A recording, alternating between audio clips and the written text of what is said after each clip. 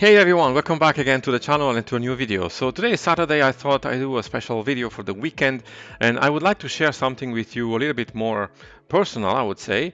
As you know, I've been actually doing a lot of installs on the channel about Arch Linux, and with desktop environments, window managers, and so on.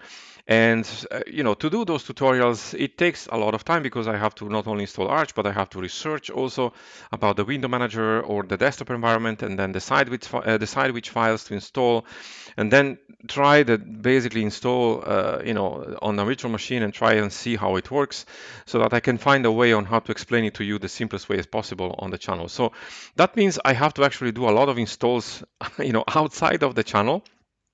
And that takes also a lot of time because I was doing them actually mostly manually, as you see on the channel, line by line. But now when I'm testing actually those things, I decided actually to change my approach there a little bit. And I thought I'd share this with you because you might also be interested in testing something like this. Now, I know there are many scripts out there which install actually Arch from scratch, but I prefer actually to use the commands that I'm used to use. First of all, because I know that these commands are working for what I'm doing, and are working for my machines. And I like to decide for myself, and I like to see for myself which packages are going to be installed, and how they are installed, and what's enabled and what's not enabled, etc., etc. So I'm very picky there. I really want to see actually everything what's installed in a machine. So what I decided to do here to speed up also my workflow when I prepare videos for the channel is to actually create not a script, because this is not a script with if statements and while loops and fancy stuff. It's literally just a list of commands that I am using when I do tutorials on the channel. I just put them in a shell script with the shebang bin bash parameter. But everything else that you see also here on my page, these are the single commands I use usually when I install Arch on the channel. So this actually, I came up with this thing because the thing that came to my mind is when I install Arch, the first part where you partition the disk has to be very flexible for me, because sometimes I decide to partition the disk differently, with or without swap partition, with or without home partition, with a different file system. And I want to have the choice there manually to do, to manipulate that the way I want to in that moment or how I need it. So for the first part, I still do everything manually, but partitioning the disk and formatting takes literally maybe 2 minutes tops. And then you need to generate the file system table, and then you root into the system.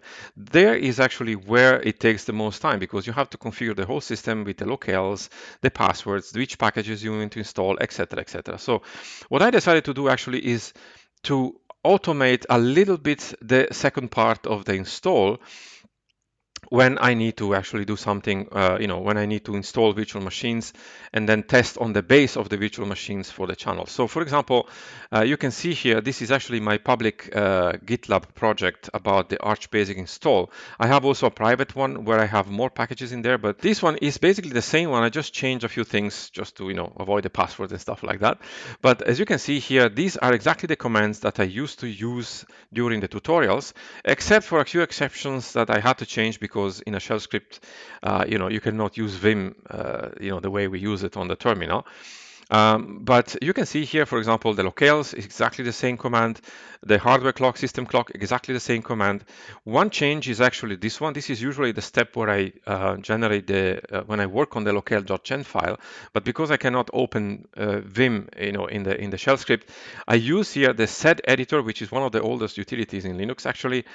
And I tell the sed editor here to go into the locale.gen file, look for line 177, which is the line in the file which has which is the en_us.utf-8 locale. And I tell the sed editor here to substitute the first character on that line with nothing. So we are basically there deleting the hashtag.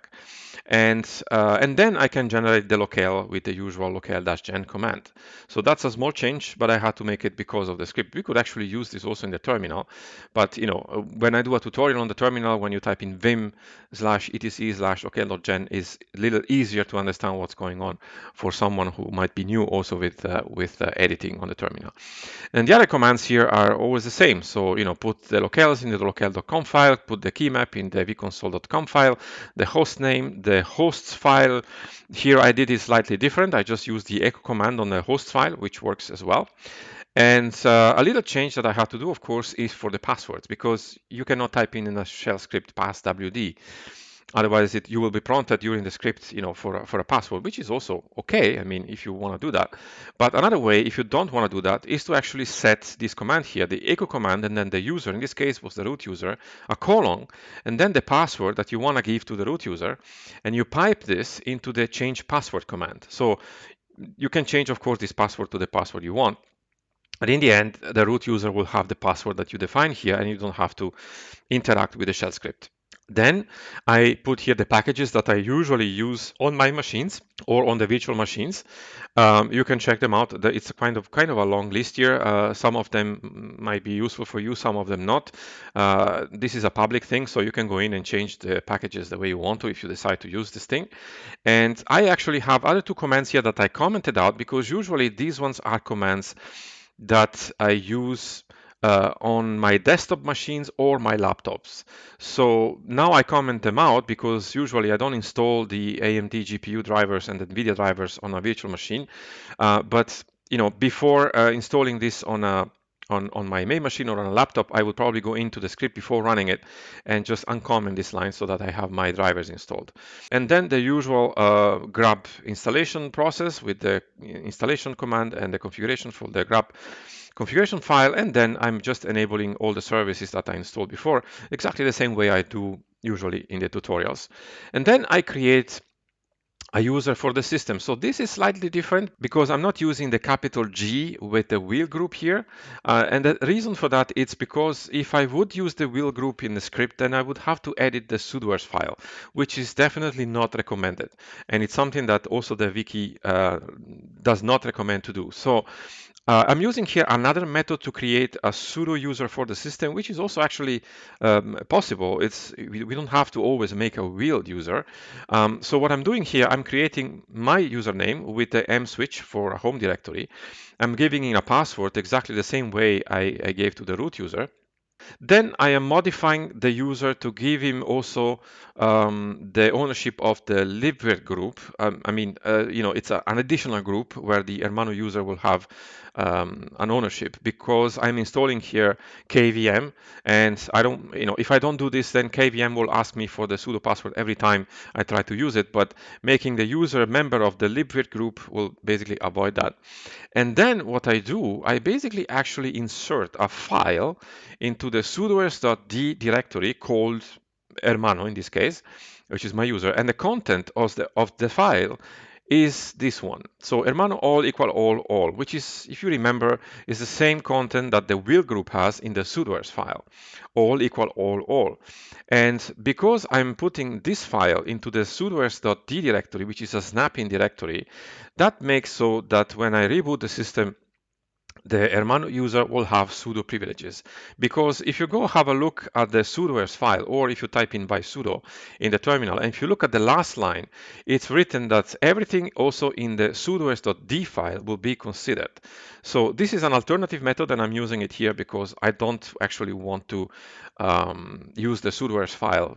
I don't want to edit the sudoers file during the running of the script. So I'm using this method, which is actually also perfectly fine to create a sudo user. And then in the last line here, I'm just printing in here, done, type exit, umount, A, and reboot.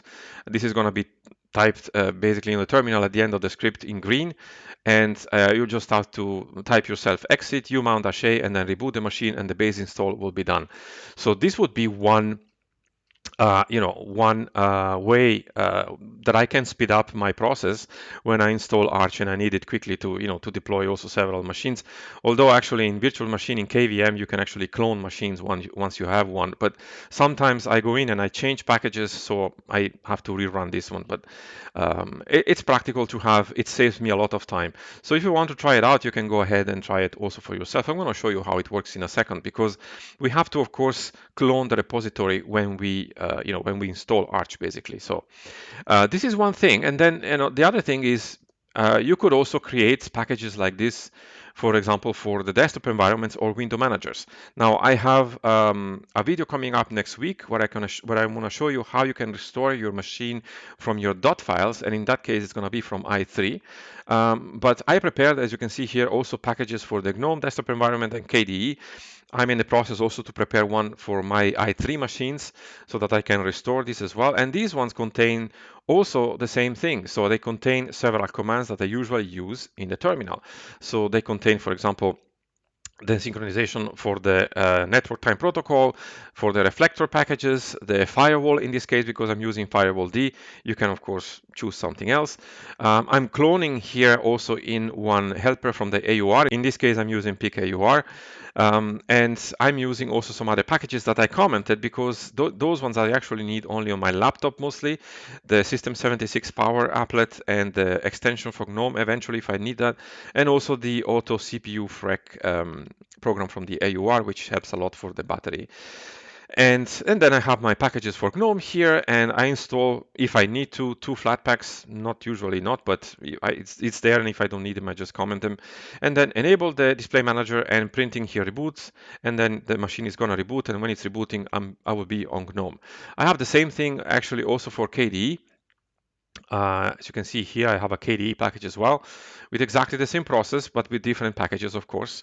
And as I said, I'm in the process also of doing this with other desktop environments and also window managers, because it's a way, like I said, especially when I test stuff to get started quicker. Now, let me show you actually how it's working. So let me go to a virtual machine, which I already prepared here. And the first part of the installation is usual, so I have to do it manually.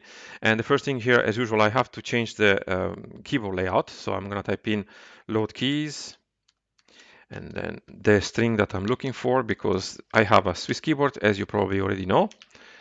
There you go. And I'm going to refresh once the servers.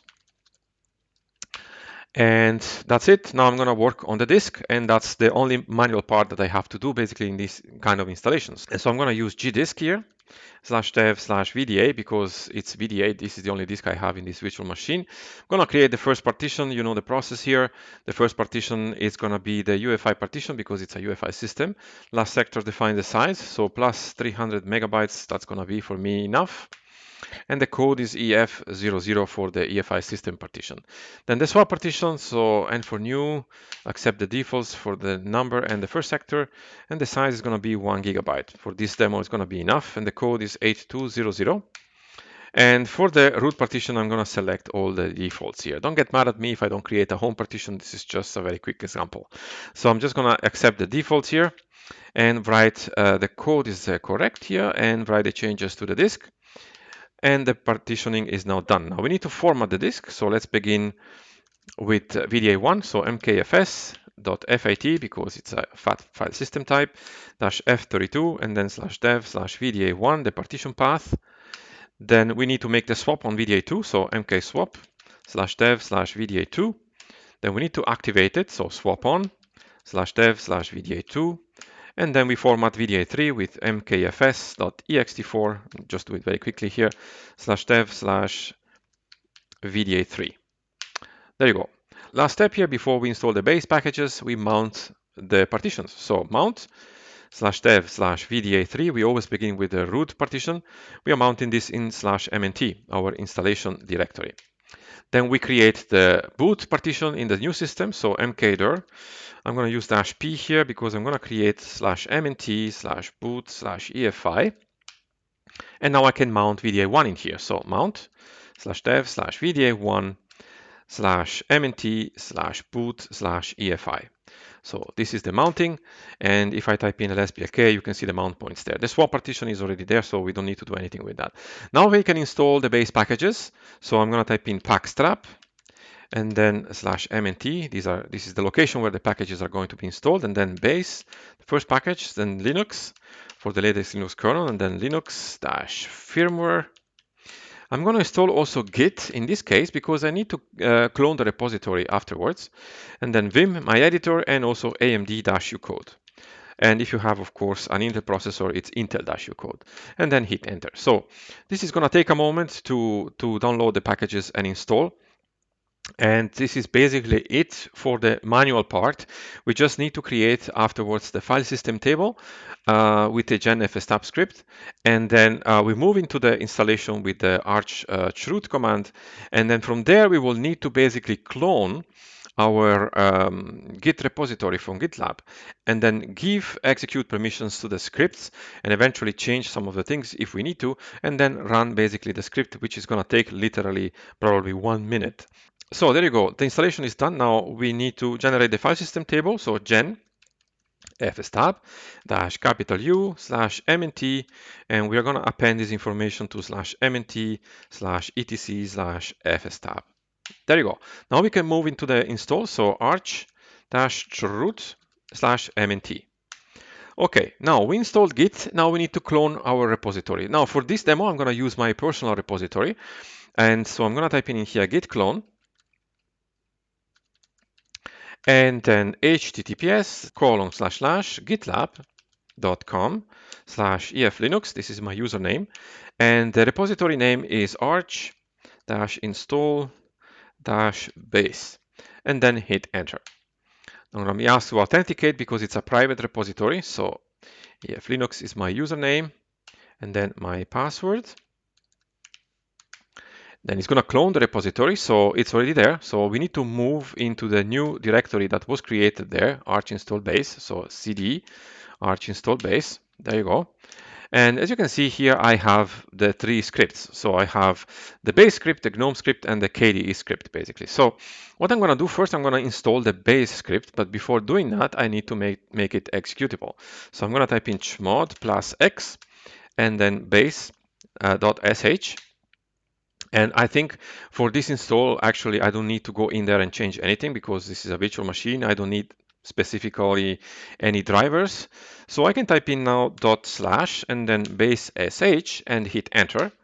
And it's gonna now install basically the base system that I usually install when I do the tutorials. Now, this literally takes maybe 1 minute. The longest part is downloading the packages. This is going to depend, of course, also on your internet connection. But the installation and the creation of the users and the activation of the services and everything else, it really takes literally just a couple of seconds. So it's very practical, especially for me when I need to get started quickly with a virtual machine and then starting to explore about window manager or packages for the channel. I save a lot of time using this script, and it still allows me to be flexible with the packages because I install only what I need and I know what I'm installing, and I can see what's in there, and these are the packages that I trust and I use all the time, so I don't have to worry too much about this kind of automation. So now it's installing the last packages, as you can see.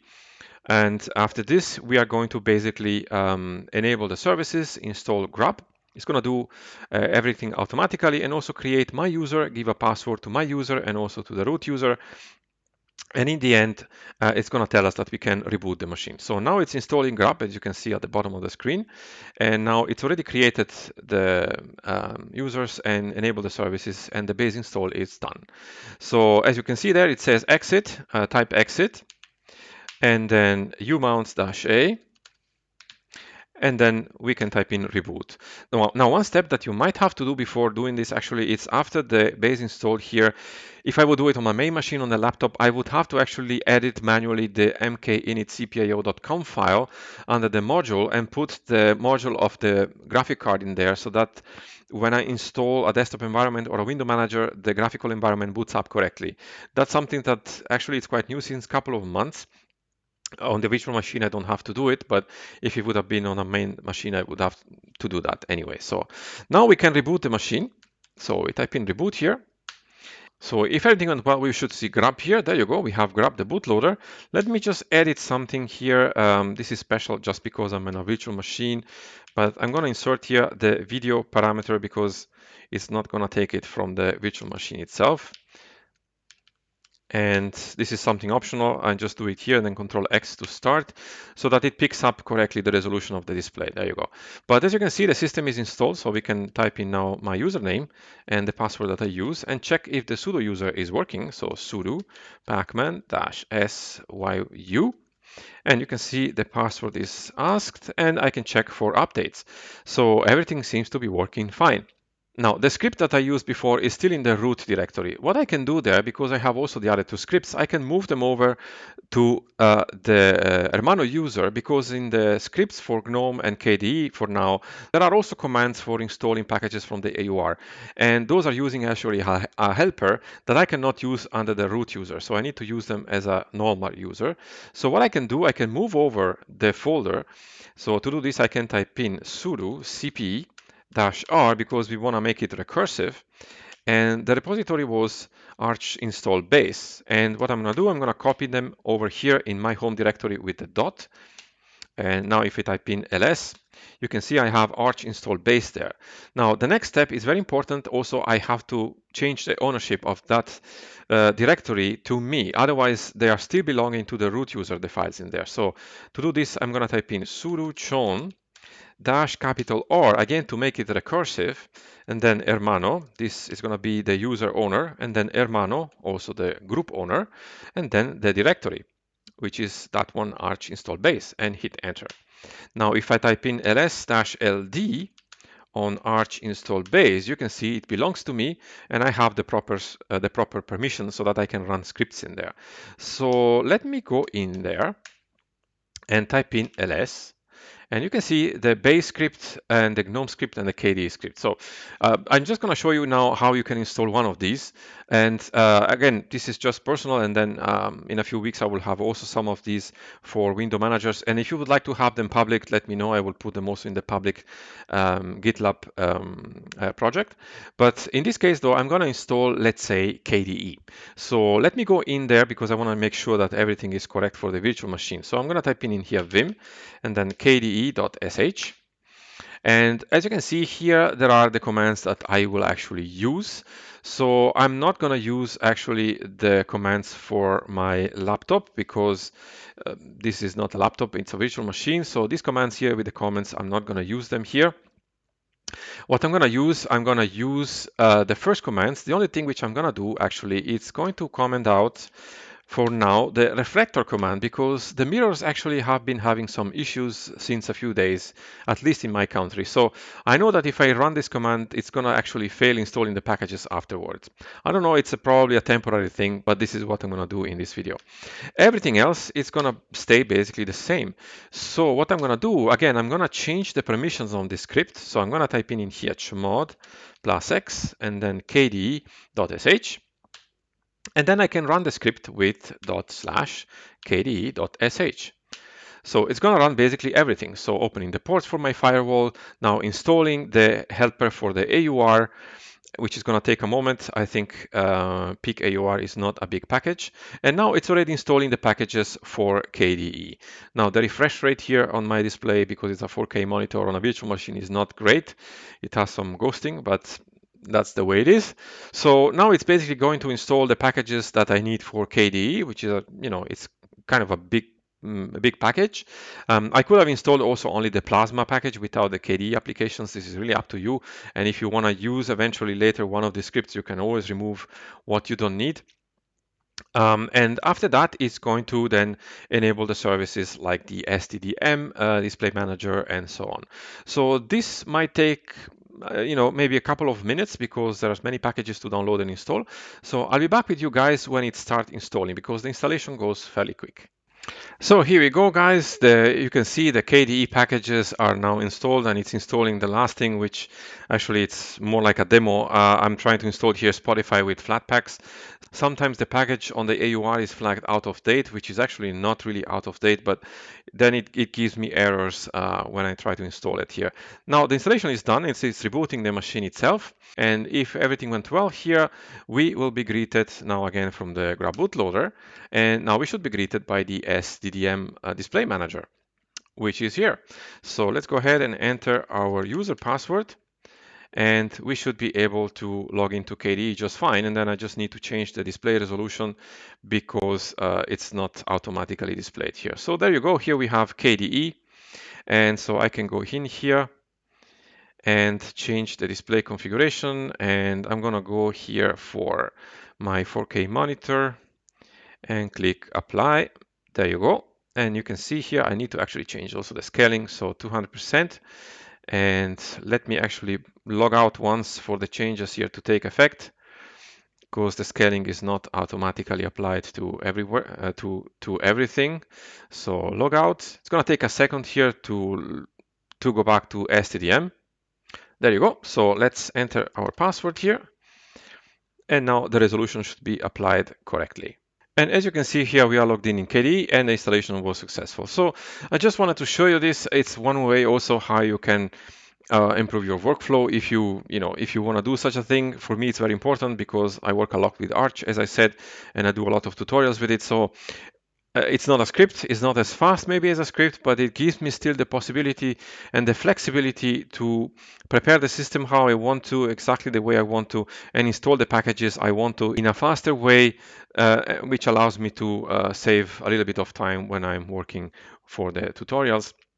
So if you want to try it out, you can head over the repository I have on GitLab. And for now, I have only the base repository there. But like I said before, if you are interested also in having those kind of scripts for desktop environments or window managers, I can put them on as well. Just make sure to go into the script and eventually remove the packages or adjust them the way you want to. It's absolutely up to you. You don't have to use the packages I use. You don't have to use the configuration I use. You have to use what's best for you. And that's always what I say to people who ask me why you use this or why you use that. I use it because it's for me, for my workflow or for my main machine. This is what works, but there is no best or worse, that is just what works for you.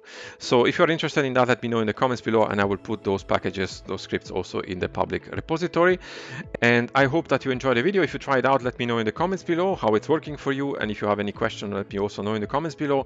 As usual, I will try to answer you as soon as I can.